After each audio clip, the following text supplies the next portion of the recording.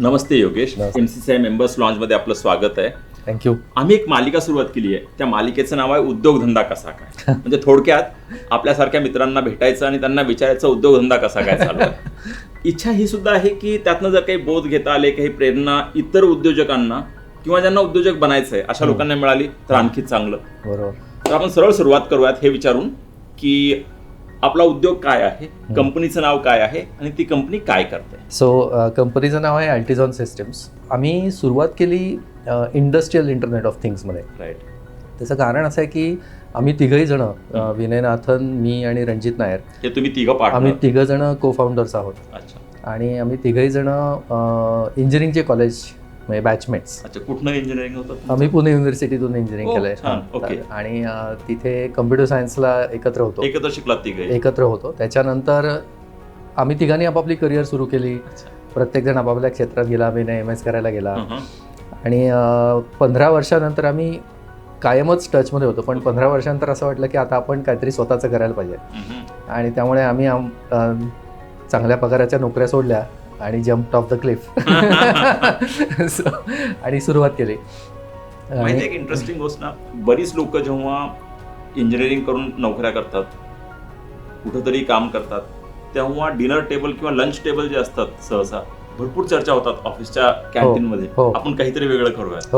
पण 99% चर्चा ह्या तशाच राहतात. 1% किंवा त्यापेक्षा कमी ह्या चर्चा पुढे जातात. बरोबर. त्यातलंच एक चांगलं उदाहरण आहे. त्यामुळे खूप इंटरेस्टिंग स्टोरी आहे. Please continue. त्यामुळे आणि प्रत्येक जण आपापल्या लाईफमध्ये एका पर्टिक्युलर स्टेजवर होता. बरेचदा असं झालं की अभि नाही तो कभी नाही ही एक स्टेज होती. आणि मला विचारायला तर कदाचित रिस्क ॲपेटाईट म्हणजे अनुभव होता पाठीशी आणि रिस्क ॲपेटाईट थोडं होतं की आता आपण रिस्क घेऊ शकतो. कधी सुरुवात केली? 2013. 10 वर्ष झाली. एप्रिल 2013ला. आणि हे क्षेत्र का निवडलं की IoT करायचं हे का निवडलं? हो, तो खूप इंटरेस्टिंग टॉपिक आहे. कारण 2012 मध्ये नेस्ट नावाची एक कंपनी होती US मध्ये जे स्मार्ट थर्मोस्टॅट बनवायचे आणि गुगलनी त्यांचं ॲक्विजिशन केलं होतं. तर आमची बॅकग्राऊंड सॉफ्टवेअरमधली आहे. कारण कम्प्युटर सायन्स इंजिनियर आहोत आणि प्रॉडक्टमध्ये कायम काम केलं आहे. विनयनी सेल्समध्ये काम केलेलं आहे. तर मी आणि रणजितनी खूप वर्ष एकत्र काम केलं. आम्ही एकाच कंपनीत होतो आणि आम्ही सर्व्हर्स म्हणजे डेटा सेंटर ऑटोमेशनचं प्रॉडक्ट बनवायचं. सो त्यावेळेला जेव्हा जे आपण प्रोडक्ट्स सर्व्हर्स बरोबर करतो, IT इंडस्ट्रीत करतो, आणि नेस्टची स्टोरी बघून आम्हाला असं वाटलं की आता physical devices will also become smarter and smarter. कारण नेटवर्क कनेक्टिव्हिटी खूप इम्प्रूव्ह होती आहे, व्हर्च्युअलायझेशन खूप इम्प्रूव्ह होतं आहे, technologies ahead of many things. तर त्यामुळे हे होईल. त्यामुळे हे सगळं मॅनेज करण्यासाठी सॉफ्टवेअर पण तयार पाहिजे आणि सॉफ्टवेअरचे प्लॅटफॉर्म्स पाहिजेत. हा एक होलिस्टिक विचार करून आम्ही सुरुवात केली. आणि पुण्यात होतो त्यामुळे आजूबाजूला सगळं ऑटोमोटिव्ह सेक्टर होता. नाही, ऑटोमोटिव्ह सेक्टर होतं. ॲक्च्युली इंडियामध्ये प्रॉडक्ट कंपनीज नाही आहेत. सॉफ्टवेअर प्रॉडक्ट कंपनीज कमी आहेत. म्हणजे ध्रुवा आणि हे बाकीचे सोडले तर कमी आहेत. पण त्यामुळे मॅन्युफॅक्चरिंगमध्ये काही आपल्याला कस्टमर्स मिळतात का, त्याच्यात एखादी यूज केस मिळते का ते बघायला म्हणून सुरुवात केली. आणि एक ते पॅशन होती की भारतातून पुणे हेडक्वार्टर असलेली सॉफ्टवेअर प्रॉडक्ट कंपनी सुरू करायची. छान छान छान. आणि हे थोडं in a sense ahead of time इंडियासाठी ठरलं. कारण आता बरीच लोक IoT विषयी बोलतायत. मात्र 10 वर्षापूर्वी जेव्हा तसा इतका बोलबाला नव्हता भारतामध्ये किंवा पुण्याच्या आजूबाजूला, तेव्हा तुम्ही सुरुवात केली. ही खूप महत्त्वाची गोष्ट आहे. मला हे सांगाल, जेव्हा सुरुवात केली तेव्हा कुठलाही एखादा उद्योजक आपला उद्योग सुरुवात करतो किंवा एखादा पोटेन्शियल ज्याला वाटतं की मी उद्योग सुरुवात करावी, ॲस्पायरंट जो असतो, तर त्यांनी कुठल्या अडचणी येतात ह्या कशा समजून घ्यायच्या आणि त्यावरती कशी मात करायची? आता हे त्यावेळेचं ज्ञान होतं असं मी म्हणणार नाही. आता ते मागच्या 10 वर्षात आलेलं ज्ञान. म्हणूनच हे अनुभवाचे बोल ऐकण्यासाठीच ही मुलाखत. नाही, बरेचदा काय होतं की इस्पेशली इंजिनिअरिंग बॅकग्राऊंड जर असेल ना तर आपल्याला टेक्नॉलॉजीशी खूप जास्त प्रेम असतं. आणि मी टेक्निकली काहीतरी करणार आणि मग टेक्नॉलॉजी असं होतं. पण आता 10 वर्षानंतर कळतं आहे की technology is just a tool. You should be solving some problem. बरोबर. तर कोणाची तरी कुठली तरी अडचण तुम्ही सोडवली पाहिजे आणि कोणाला तरी त्याचा फायदा झाला पाहिजे. जोपर्यंत तुम्ही सोल्युशनवरती फोकस करत नाही आणि व्हॅल्यू तुम्ही काय डिलिव्हर करता त्याच्यावरती फोकस करत नाही, तोपर्यंत तुम्ही टेक्निकली काय रॉकेट बनणार ते काय त्याचा उपयोग. बरोबर. सो त्यामुळे जर सुरुवात करायची असेल तर पहिल्यांदा आपल्याला हे शोधलं पाहिजे कुठल्या एंटरप्रेनरला की मी कुठला प्रॉब्लेम सोडवणार आहे, किंवा एखादं जे सोल्युशन जर ऑलरेडी असेल तर त्याच्यापेक्षा बेटर बनवून मी त्याला रिप्लेस कसं करणार. एखादं उदाहरण द्याल का म्हणजे समजण्यासाठी? आपण कुठलंही उदाहरण घेऊयात की आता अगदीच म्हणजे फॉर एक्झाम्पल आपण उबरचं एक्झाम्पल घेऊया, राईट. जस्ट माझ्या डोक्यात एक आलं म्हणून की म्हातारे माणसं आहेत किंवा आपल्याला आहेत, पुण्यात आपण राहायचो, खाली उतरलं, रिक्षाला हात केला, रिक्षा मिळाली, असं व्हायचं. कधी मिळायचं कधी नाही मिळायचं, ते पाऊस असला की रिक्षा मिळणार नाही वगैरे, असं सगळं व्हायचं. पण स्मार्ट डिव्हाइसवरून आपल्याला लोकेशन आहे आणि आपण ॲपवरून गाडी बुक करू शकतो, राईट. जोपर्यंत माझा कोणी रिक्षावाला मित्र नाही आहे किंवा कोणी रेंटल कार देणारा मित्र नाही आहे तोपर्यंत मला अशी ऑन डिमांड गाडी मिळायची नाही. पण हा प्रॉब्लेम लक्षात घेऊन त्याचं जेव्हा सोल्युशन बनलं आणि ते लोकांना त्याची व्हॅल्यू दिसायला लागली, त्यावेळेला तो बिझनेस स्केल झाला. ह्याच्यामध्ये टेक्नॉलॉजी खूप आहे, स्मार्टफोनची टेक्नॉलॉजी आहे, लोकेशनची टेक्नॉलॉजी आहे, ॲप आहे, बरंच काही आहे. पण त्याचा वापर करून तुम्ही ॲक्च्युली कोणाचा तरी प्रॉब्लेम सोडवला आहे, तेव्हा ती कंपनी मोठी झाली आहे. खूप छान. नुसतं टेक्नॉलॉजीनी होत नाही काय. खूप छान. ज्यांना कोणाला वाटतं की आपली ही स्वतःची कंपनी असावी, त्यातही ही तंत्रज्ञानावरती अवलंबून असणारी कंपनी असावी, टेक्नॉलॉजी बेस्ड कंपनी असावी, त्यातल्या त्यात इंजिनियर्सना हे खूप वाटतं आणि चांगली गोष्ट आहे. त्यांनी हा विचार नक्की करायला हवा की ते तर महत्त्वाचं आहेच आहे, पण तेवढंच किंवा त्यापेक्षा जास्त महत्त्वाचं आहे की आपण प्रॉब्लेम स्टेटमेंट काय आहे, कुणाची कुठली अडचण आपण सोडवतोय, त्यावरती जास्त विचार करायला हवा. आणि ते सोल्युशन काय आहे आणि as a part of solution तुमची टेक्नॉलॉजी. तर टेक्नॉलॉजी इज अ टूल, ते तुम्ही वापरून तुम्ही ते सोल्युशन तयार करताय. छान. तर ही झाली सुरुवात. सुरुवातीला काही वर्षाची कमाई होती, फक्त पैशांचीच नव्हे तर अनुभवांची कमाई होती. त्यामुळं कॅपिटल रेज करणं हे काही अवघड गेलं का? सुरुवातीचं कॅपिटल कसं रेज केलं? स्वतःचेच पैसे होते की लोन घेतलं, की सुरुवातीचं कॅपिटल कसं रेज केलं धंदा सुरुवात करायला? नाही, अगदी सुरुवातीला आम्ही तिघांनी स्वतःचे थोडे थोडे पैसे टाकले, पण ते एवढे नव्हते की कंपनी अशी मोठी करता येईल. कारण सॅलरीड जो काही कॉर्पस होता त्यातलाच थोडासा त्याच्यात इन्व्हेस्ट केला. पण आय टी इंडस्ट्रीमध्ये ते एक चांगलं होतं की स्टार्टअप आपण करू शकतो आणि आपण फंडिंग मिळवू शकतो. त्यामुळे सुरुवातीला एक प्रूफ ऑफ कॉन्सेप्ट करून किंवा कॉन्सेप्च्युअल बिल्डिंग करून आम्ही इन्व्हेस्टर्सना अप्रोच झालो. आणि एप्रिल 2013ला सुरुवात केली. डिसेंबर 2013ला आमचा पहिला कस्टमर लाईव्ह झाला होता. आणि त्याच्यानंतर आम्ही सुरुवात केली फंडिंग रेज करायला. आणि सप्टेंबर 14ला आम्ही सीड फंडिंग क्लोज केलं होतं.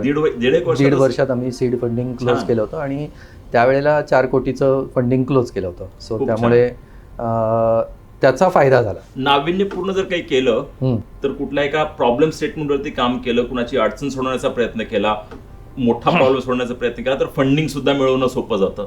त्या दृष्टीने फंडिंग मिळवण्यासाठी म्हणजे मला विचाराल तर 3 फॅक्टर्स खूप महत्त्वाचे आहेत जे इन्व्हेस्टर्स बघतात.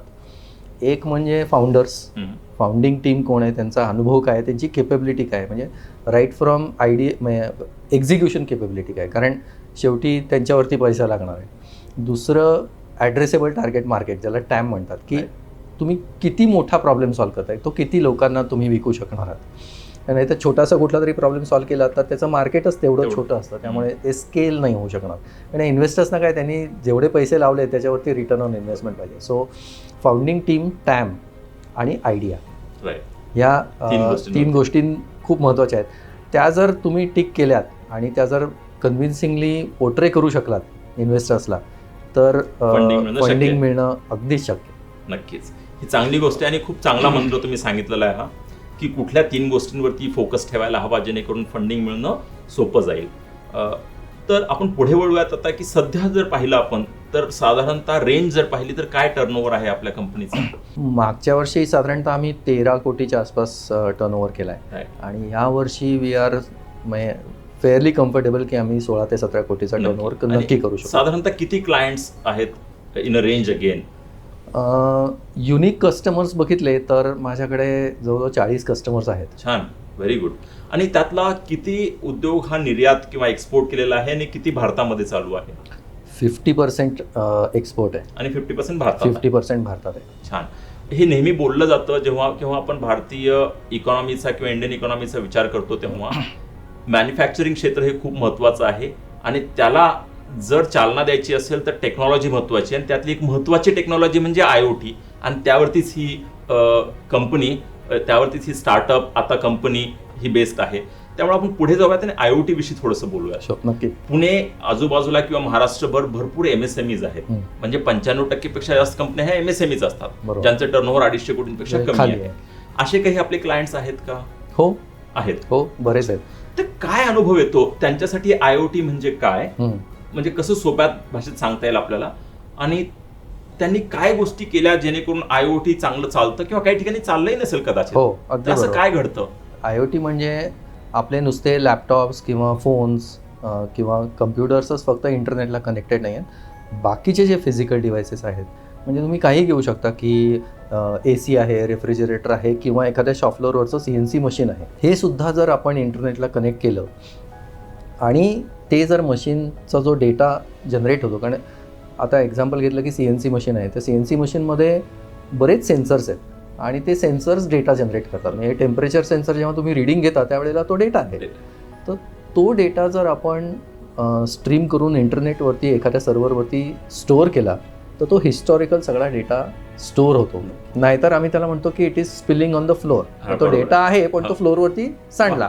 तसं तर तो जर डेटा आपण सर्व्हरवरती स्टोअर केला आणि कुठल्या वेळेला तो डेटा कॅप्चर केला, त्याचा टाईमस्टॅम्प पण जर त्याच्याबरोबर स्टोअर केला, तर असा सगळ्या डेटाचा आपल्याला खूप जास्त फायदा करून घेता येतो आणि त्याचे ट्रेंड्स बघता येतात आणि त्याच्या वेगळ्या वेगळ्या म्हणजे मॅन्युफॅक्चरिंग स्पेसिफिक वेगळ्या वेगळ्या यूज केसेस आहेत की माझी प्रोडक्टिव्हिटी कशी आहे, माझे प्रोडक्टिव्हिटीचे KPIs कसे आहेत, म्हणजे ओव्हरऑल इक्विपमेंट इफेक्टिव्हनेस, OE ज्याला म्हणतो, कॅपॅसिटी युटिलायझेशन आहे, अप टाईम आहे, डाऊन टाईम आहे, का घडलं, कधी घडलं, केव्हा घडलं, हे सगळ्या गोष्टी त्याच्यातून कळतात, त्याचे ट्रेंड्स कळतात. आणि जसं गट ड्रिव्हन डिसिजनपेक्षा तुम्ही डेटा ड्रिव्हन डिसिजन घेऊ शकता हा सगळा डेटा जर असेल तर. मग प्रोडक्टिव्हिटी, क्वालिटी, एनर्जी, मेंटेनन्स या सगळ्या गोष्टींवरती फोकस करता येतो. सो असे आमचे तरी कस्टमर जे आहे त्याच्यामध्ये फूड अँड बेवरेजेसपासून ऑटोमोटिव्ह सेक्टरपर्यंत कस्टमर्स आहेत ज्यांचे शॉप फ्लोअर्स आम्ही कनेक्ट केलेले आहेत आणि या सगळ्या यूज केसेसनी त्यांना फायदा होतो. कारण जसं मी म्हटलं सर, डेटा ड्रिव्हन डिसिजन घेऊ शकतात. एखादी जर आपण 250 कोटीपेक्षा कमी टर्नओव्हर असलेली कंपनी जर घेतली तर साधारण त्यांना एक रेंज म्हणून ना काय इन्व्हेस्टमेंट करायला लागते बरं IoT प्रोजेक्टला? सो 3 गोष्टी, एखादं उदाहरण घेता तरी हो घेऊ शकतो. पण त्याच्या 3 गोष्टी महत्त्वाच्या आहेत. एक तर म्हणजे ज्या मशीनमधून आपल्याला डेटा कलेक्ट करायचा आहे त्या मशीनचा रेडीनेस. बरोबर आहे. तर बरेचदा खूप जुनी मशीन असतील तर PLC नाही आहे किंवा PLC आहे पण तो नेटवर्क रेडी नाही आहे, असं असेल तर तिथे थोडीशी कॅपिटल इन्व्हेस्टमेंट लागते की सेन्सर्स ॲडिशनल लावायचे आहेत किंवा तो PLC थोडासा अपग्रेड करायचा आहे किंवा एखादा मॉड्यूल ॲड ऑन मॉड्यूल लावायचं आहे. कळलं. तेवढी एक कॅपिटल इन्व्हेस्टमेंट असते कॅपेक्स फॉर्मॅटमध्ये. आणि दुसरी इन्व्हेस्टमेंट आहे ती सॉफ्टवेअरची आहे. बरोबर. जे आम्ही प्रोव्हाइड करतो. आम्ही ऑपेक्स मॉडेलमध्ये म्हणजे सॉफ्टवेअर ॲज अ सर्व्हिस मॉडेलमध्ये सॉफ्टवेअर प्रोव्हाइड करतो. पण सगळ्यात महत्त्वाची इन्व्हेस्टमेंट जी आहे ती वेळेची आणि ॲडॉप्ट करण्याची. कारण मला विचाराल तर technology is not a challenge, technology is there, change management is the challenge. ज्या लोकांची जसे ते आज शॉप फ्लोअरमध्ये वागतात, त्यांच्या हॅबिट्स काय आहेत, त्यांच्या मेथड्स काय आहेत, त्या बदलणार आहेत. सो प्रोसेसेस आणि पीपलपासून त्यांच्या हॅबिट्सपर्यंत चेंज जो आहे तो सगळ्यात महत्त्वाचा आहे. त्यामुळे ती सगळ्यात मोठी इन्व्हेस्टमेंट आहे जर आपल्याला सक्सेसफुल IoT इम्प्लिमेंटेशन किंवा डिजिटल ट्रान्सफॉर्मेशन करायचं असेल तर. मी काही ठिकाणी ऐकलेलं आहे जसं की जर एंट्रन्सला थंब इम्प्रेशन घेऊन जर एंट्री असेल तर काही ठिकाणी लोकांनी ते थंब इम्प्रेशन करणारं मशीनच बिघडवून टाकलंय किंवा म्हणलेलं आहे की माझं थंब काहीतरी झालेलं आहे, मी काम करून त्यामुळे माझं थंब इम्प्रेशन येत नाही. बरोबर. असं करायला नको, कारण त्यामुळे काही कंपनीला फायदा होणार नाही. पण एक जर गृहीतक धरलं की ते सर्व ठीक चालू आहे तर एक अंदाज यावा म्हणून ही इन्व्हेस्टमेंट काय आहे, म्हणजे 1 लाखापेक्षा कमी की 1 लाख ते 10 लाख, 10 लाख ते 1 कोटी, 1 कोटी ते 10 कोटी, अशी काय रेंज असेल त्या इन्व्हेस्टमेंटची? छोटा आपण एखादा प्लांट घेतला, लेट्स से 12, 15, 20 मशीन्स आहेत, तर कॅपिटल इन्व्हेस्टमेंट जशी मी म्हणली तशी डिपेंडिंग ऑन किती मशीन्स किती रेडी आहेत, पण ऑन अँड ॲव्हरेज एक 40 ते 50 हजार रुपये पर मशीन खर्च येऊ शकतो. मग आपण त्याचा विचार करतो की, आणि ती वन टाईम आहे. बरोबर आहे. आणि सॉफ्टवेअर तर आपल्याकडे एक तर सॉफ्टवेअरला पैसे देणं लोकांना पटत नाही, पण थोडंसं कन्सल्टन्सीला पैसे पटत नाही, पण सॉफ्टवेअरला त्या प्रमाणात खूपच पैसे कमी लागतात. हार्डवेअरला आणि कसं लोकांना पैसे ॲक्च्युली त्याला कधी कधी वाईटही वाटत नाही, कारण ते टची फिली काहीतरी दिसतं मला, एक बॉक्स दिसतो हातात, पण सॉफ्टवेअरला ते रिपोर्ट्स बघितल्याशिवाय किंवा त्याच्यातली व्हॅल्यू बघितल्याशिवाय ते पटत नाही. पण सुरुवात करायची असेल तर एक 10 मशीन्स आहेत किंवा 15 मशीन्स आहेत तर 5 ते 10 लाखाच्या आसपास खर्च येऊ शकतो, पण तेवढाच आहे. आणि त्याचा पेबॅक पिरियड जर आपण बघितला तर ROI हा आम्ही जिथे जिथे इम्प्लिमेंटेशन केलं आहे तर सक्सेसफुल इम्प्लिमेंटेशन्समध्ये ROI हा 9 महिन्याच्या आतमध्ये मिळाला आहे. हो, म्हणजे 9 ते 12 महिन्यामध्ये तुमचे सगळे पैसे रिकवर झालेले असतात आणि त्याच्यावरती म्हणजे सेव्हिंग्ज म्हणून, आणि त्याच्यावरती मग जे मिळेल तो तुमचा फायदा आहे. थोडक्यात जेव्हा आपण एखाद्या प्रोजेक्टमध्ये गुंतवणूक करतो 5 वर्षात परतावा जेव्हा आपण म्हणतो तेव्हा 12-15% रिटर्न्स आपल्याला दरवर्षी मिळत आहेत. जेव्हा 3 वर्षात आपण म्हणतो तेव्हा 20-25% मिळत आहेत. जेव्हा 1 वर्ष म्हणतो तेव्हा 100% रिटर्न मिळतोय. खूप चांगली गोष्ट आहे. तर हो, म्हणजे रिटर्न ऑन इन्व्हेस्टमेंट. तुमचं थ्रूपुट 100% वाढणार नाहीये, पण रिटर्न ऑन इन्व्हेस्टमेंट, कारण ती इन्व्हेस्टमेंटही छोटी आहे आणि त्याचा परतावा तर 1 वर्षाच्या आत नक्की मिळालेला आहे. म्हणजे बरीच एक्झाम्पल्स माझ्याकडे आहेत ज्याच्यामध्ये 1 वर्षाच्या आत ROI मिळाला आहे. आणि जेव्हा आपण 5-10 लाखांची गोष्ट करतो, कारण बऱ्याच कंपन्या ह्या 10-15 कोटी ते 250 कोटीपर्यंत साईजच्या आहेत, तर त्यांच्यासाठी 10-1 लाख रुपये की फार मोठी अमाऊंट नाहीये टू गेन द कॉन्फिडन्स, की तो आत्मविश्वास यायला की हो हे चालतं आणि याचं मला मिळतात, करेक्ट, याचा मला परतावा मिळतोय. 1 वर्षामध्ये 5-10 लाख खर्च करून समजून घेऊ शकतो आपण. नक्कीच. ह्याच्यात फक्त एक मी सांगू इच्छितो, म्हणजे आमच्या अनुभवावरून काय होतं, एकतर IoT म्हणजे काय सांगायला थोडं पहिल्यांदा आधी कष्ट पडायचे, आता तसा तो नोन वर्ड आहे, डिजिटल ट्रान्सफॉर्मेशन आणि हे. पण एकदा ते कळलं की आपण काय करतोय त्याच्यानंतर लोकांची इमॅजिनेशन वाईल्ड होतं. बरोबर. मग आपण हे पण करू, आपण ते पण करू, प्रोडक्टिव्हिटी, क्वालिटी, प्रिडिक्टिव्ह मेंटेनन्स मला पाहिजे, मग एनर्जी करू, हे करू, ते करू. मग ते जसं ताजमहाल बांधायला 22 वर्ष लागली तसं हे एवढं सगळं करायला वेळ लागतं, वेळेचं भान राहत नाही. बरोबर. मग एक जो अप्रोच आम्ही बघितला आहे तो असा आहे की आपण एक लाईन घेऊयात किंवा 4 मशीन्सचा सेल घेऊयात आणि त्याच्यावरती सगळ्या यूज केसेस इम्प्लिमेंट करू. हा एक अप्रोच आहे. त्या अप्रोचमध्ये असं होतं की तो डेटा आणि ती चेंज मॅनेजमेंट जे मी म्हणलं ते इतकं ओव्हरवेल्मिंग होतं की ते संपतच नाही, तो पायलट संपतच नाही आणि मग ROI मिळत नाही. असा एक त्याच्यातून हे होतं की अरे मी 1.5 वर्ष याच्यात करतोय पण मला ROI कळतच नाही आहे किंवा मिळतच नाही आहे. त्याच्या अपोजमध्ये जर आपण असं केलं की एक कुठली तरी यूज केस घ्यायची की प्रोडक्टिव्हिटी इम्प्रूव्हमेंट आहे, म्हणजे थ्रूपुट इम्प्रूव्हमेंट आहे किंवा क्वालिटी आहे किंवा मेंटेनन्स आहे, कुठली एक यूज केस ती पहिली करायची. मग लोकांनाही वेळ मिळतो तो डेटा डायजेस्ट करायला आणि तो चेंज मॅनेजमेंट ॲब्झॉर्ब करायला, आणि एक झाली की मग दुसरी की मग तिसरी. ह्या पद्धतीने जर सक्सेस बघितलं तर डिजिटल ट्रान्सफॉर्मेशनचे प्रोजेक्ट सक्सेसफुल होतात. हे मला आठवलं, लहानपणी ना गावी मी जेव्हा आंब्याचे झाडं पाहण्यासाठी किंवा आंबे तोडण्यासाठी जायचो ना, तेव्हा नेहमी काका सांगायचे की तो आकडा घेऊन आंबे जेव्हा तोडायचे तेव्हा सगळ्यात खालती जो आहे ना तो अगोदर तोडूया, मग तुला वाटेल की तुम्ही करू शकतो. लोएस्ट हँगिंग फ्रूट, हा, त्या इंग्लिशमध्ये लोएस्ट हँगिंग फ्रूट म्हणतो आपण त्याला. तर हे एक चांगला प्रकार आहे की पहिल्यांदा एखादं छोटं मशीन ज्यातनं स्वतःला आत्मविश्वास वाटायला हवा की हे चालतंय, मग त्यानंतर त्याची व्याप्ती वाढवता येते. मशीन म्हणण्यापेक्षा मी यूज केस म्हणतो. यूज केस, एक यूज केस, मग तुम्ही सगळा प्लांट कनेक्ट करा, बरोबर आहे, पण एक यूज केस घ्या. एकाच मशीनवरती सगळ्या यूज केसेस करणं, बरोबर, हा चुकीचा अप्रोच ठरतो. म्हणजे आपण मॉडेल लाईन किंवा मॉडेल सेल करू असं म्हणतो की हे माझं मॉडेल आहे आणि मग त्या मॉडेल नंतर मी हे सगळं हॉरिझॉन्टल स्केल अप करीन, तो अप्रोच चालत नाही, असं म्हणजे आमचा तरी अनुभव आहे. नाही, एकाच विद्यार्थ्याला भरपूर विषय देऊन अभ्यास करण्यासारखा प्रकार आहे. त्याच्यापेक्षा एक विषय घ्या, तो 6 महिन्यात पक्का करा, मग दुसरा विषय घ्या. छान, खूप छान. मला आणखी कोणीतरी एक फार इंटरेस्टिंगली सांगितलं, IoT काय विचारल्यानंतर तुम्हीच सांगू शकाल ते बरोबर आहे का, की म्हणे जेव्हा लहान एखादा मुलगा घरी म्हणतो की मला ताप आलाय तेव्हा आई वडिलांना कळतं की त्याची काळजी घ्यायला हवी.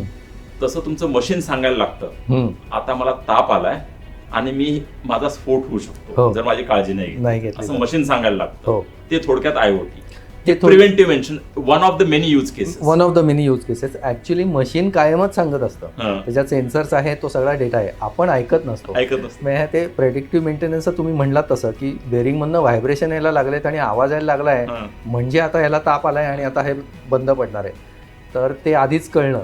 पण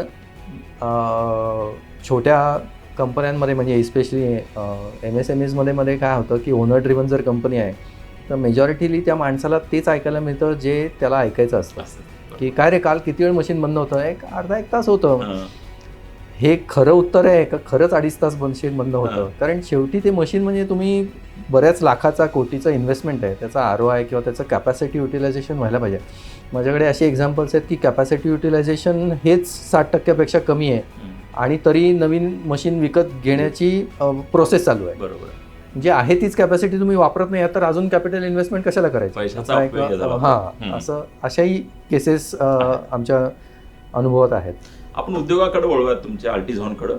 जेव्हा आर्टिझॉन बिझनेस करतं तेव्हा बऱ्याच मोठ्या कंपन्या क्लायंट असतील, छोट्या कंपन्या क्लायंट असतील, तर तुम्हाला कधी इतर MSMEsना येतो तसा डिलेड पेमेंटचा कधी प्रॉब्लेम येतो काय? नेहमीच येतो. मग त्यावरती तुम्ही काय करता? एक तर आम्ही MSME आहोत, आम्ही स्वतः MSME आहोत. Exactly. असं ते एक रजिस्ट्रेशनचं जे आहे आमचं ते आम्ही त्यांना कळवतो की ॲटलिस्ट ते एक छोटंसं प्रेशर आहे की 45 दिवसात त्यांचे पैसे दिले पाहिजेत. पण थोडंसं लार्ज जर कस्टमर असतील, आणि आमच्या बाबतीत तरी तसं झालेलं आहे अनफॉर्च्युनेटली, पण थोडंसं आर्म ट्विस्टिंग होऊ शकतं. आर्म ट्विस्टिंग म्हणण्यापेक्षा की नाही देत आहेत पेमेंट, आणि मग बरेचदा आम्हाला असं सांगण्यात येतं की अरे ते बरोबर आहे पण आता आम्ही नाही दिलं पेमेंट, पण ते आता इन्व्हॉइस 45 दिवसापेक्षा जुनं आहे तर ते आमच्या कॉम्प्लायन्समध्ये येईल तर तुम्ही आम्हाला नवीन इन्व्हॉइस असंही होतं. पण मग आम्ही तुमचं पेमेंट क्लिअर करू म्हणून. पण ॲक्सेप्टन्स की सर्व्हिस मला मिळाली आहे त्याच्याशिवाय मी पैसे देणार नाही, हा एक जो त्यांचा पद्धत आहे ती बरोबर आहे. पण 45 दिवसापेक्षा बरेचदा असं होतं की 90 दिवस किंवा कधी कधी तर 100 दिवसापेक्षा 120 दिवसापेक्षा जे प्लॅटफॉर्म आहेत त्याचा कधी उपयोग केला आहे आपण? ॲक्च्युली नाही, म्हणजे मला थोडंसं एम्बॅरेसिंग वाटतं इथे, पण ट्रेडसारख्या प्लॅटफॉर्मचा आम्ही तरी उपयोग नाही केलेला आणि करायला पाहिजे. आम्ही पाहिलेलं आहे की जर तुमचे मोठे क्लायंट्स असतील, सगळेच क्लायंट नाही आहेत दुर्दैवानं, त्यामध्ये असायला हवेत पण नाही आहेत, आणि त्याचा आम्ही वेगळ्या पद्धतीनं पाठपुरावा करतोय सरकार दरबारी. मात्र जी क्लायंट्स आहेत त्यांच्यासाठी तरी तुमचे जे डिलेड पेमेंट आहेत ते जर त्यावरती टाकले गेले तर इतर बँक्स जे आहेत, फायनान्शियल इन्स्टिट्यूशन्स, त्याला ट्रेड डिस्काउंटिंग करून तुम्हाला 7 ते 8 दिवसामध्ये पैसे देतात तुमचे. तर हे मात्र नक्कीच प्रयत्न करायला पाहिजे. पण त्याच्यामध्ये एक मी सांगेन, आणि मी माझा फक्त सांगतोय आणि असं आहे की हे थोडंसं एम्बॅरेसिंग आहे, पण आम्हाला तरी माहिती नव्हतं ट्रेडसारखे प्लॅटफॉर्म्स, म्हणजे आय थिंक MCCI प्रमोट पण करताय, पण कदाचित IT सेक्टरमधल्या बऱ्याच कंपन्यांनाही माहिती नाही. तर थोडासा त्याच्याबद्दल अजून अवेअरनेस आय थिंक आपण वाढवला पाहिजे की जेणेकरून. तर हे मात्र या विषयावरती मी योगेश इतकं सांगू शकेन की आपण जर MCCIचे मेंबर असाल आणि आपल्याला काही जरी माहिती हवी असेल ट्रेड्स प्लॅटफॉर्म किंवा जेम प्लॅटफॉर्मची, बरोबर, किंवा असे कुठलेही प्लॅटफॉर्म, तर माझे जे सहकारी आहेत त्यांच्याशी तुम्ही संपर्क साधू शकता. त्याचे कॉन्टॅक्ट डिटेल्स तुम्हाला दिलेले आहेत या स्क्रीनवरती, तर तुम्ही त्यांच्याशी संपर्क साधू शकता. ते तुम्हाला आनंदानं विनामूल्य असं मार्गदर्शन करतील यावरती. नक्कीच. यावर्षी एप्रिल महिन्यापासून 112 वेगवेगळ्या MSMEsना यावरती विनामूल्य मार्गदर्शन केलं गेलेलं आहे. आम्हाला तुम्हालाही ते मार्गदर्शन देण्यामध्ये आनंदच होईल. परत आपण येऊयात आपल्या विषयाकडं, आणि एक शेवटचा प्रश्न मला विचारायचा आहे की एखादा जर इंजिनिअरिंग कॉलेजचा विद्यार्थी हे जर ऐकत असेल, तुम्ही इंजिनिअरिंग केलेलं आहे किंवा एखाद्याचं आत्ता इंजिनिअरिंग संपलेलं आहे, 2-4 वर्ष झालेली आहेत, काम केलेलं आहे, आणि तो काहीतरी नवीन उद्योग करण्याचा प्रयत्न करतोय, तुम्ही जसा केला तसा, तर त्याच्यासाठी तुमचा काय सल्ला असेल? हा माझा शेवटचा प्रश्न आहे. पहिला सल्ला मी परत रिपीट करतो की पहिला सोल्युशन शोधा, आणि की कोणाचा मी कुठला प्रॉब्लेम सॉल्व्ह करतोय, आणि उडी मार. कारण ते काय आहे, कडेकडेनी नाही, म्हणजे काठावर बसून पोहता नाही आहे, आणि पाण्यात पडल्यावरती गटांगळ्या खाल्ल्या जातात, पण पुढे मागे माणूस शिकतोच, शेवटी माणूस पोहतो, तसं आहे. सो पहिला सल्ला तर तोच आहे की आधी सोल्युशनचा विचार करूयात आणि सरळ उडी मारूयात. काही लोक मला हे विचारतात की नोकरीपेक्षा उद्योगामध्ये तेवढ्या गटांगळा खाल्ल्यानंतर जेव्हा चांगलं पोहता येतं तेव्हा जास्त कमाई होते का, असा एक सरळ सोपा प्रश्न विचारतात, त्याचं उत्तर काय? फाउंडरला खरी कमाई, जास्त कमाई होते का, हा जरा वादाचा मुद्दा होऊ शकतो. माझ्या कंपनीतले बरेच लोक कदाचित जास्त कमवत असतील माझ्यापेक्षा, पण होतो, नक्कीच होतो. आणि कमाई ही म्हणजे आपण पैशातही मोजू शकतो, पण ज्ञानात किंवा ओव्हरऑल डेव्हलपमेंटमध्ये जर आपण बघितली तर त्याच्यात जास्त फायदा होतो.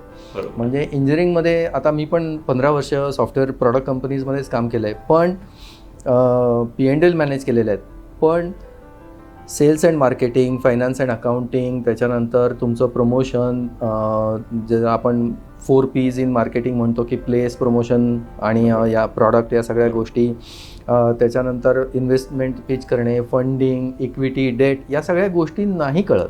ते तुम्ही इकडे पडल्यानंतरच त्या कळतात.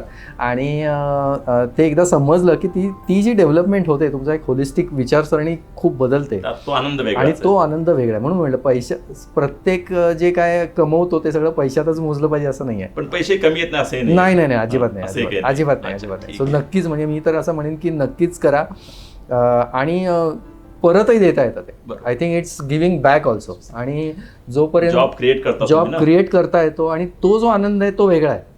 ती जी आनंदाची कमाई ती वेगळी आहे की आज माझ्या कंपनीत 40 लोक काम करतात, म्हणजे इव्हेंच्युअली 40 फॅमिलीज सुद्धा रन होत आहेत. बरोबर. या सगळ्यामुळे सो आपण भारताला किंवा आपल्या देशाला पुढे न्यायचा प्रयत्न करतो. नक्कीच.